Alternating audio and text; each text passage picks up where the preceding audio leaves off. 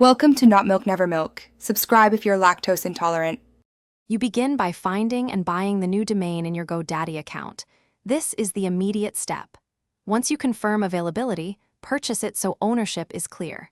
Make sure your account, email, and payment method are current because the registrant contact and billing must match. After purchase, review the domain's status in Domains. If it shows pending, wait for confirmation. This prevents propagation delays later, and it lets you move directly into assigning DNS and site settings without pausing for verification. Next, assign the new domain to your site or hosting plan inside Godaddy. Select Add Domain or Manage Site and choose the new name. Then update DNS records. Change the record to your server IP, set the www name to your root or host as required, and remove any old conflicting records. Once records are set, request or enable an SSL certificate so HTTPS works.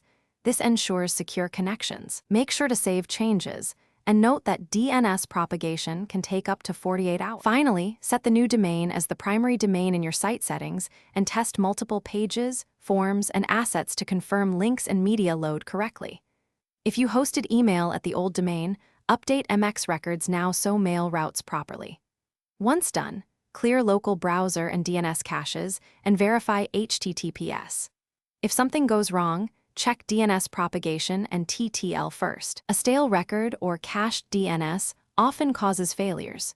Use DIG or a DNS checker to confirm current records and then retry after propagation completes.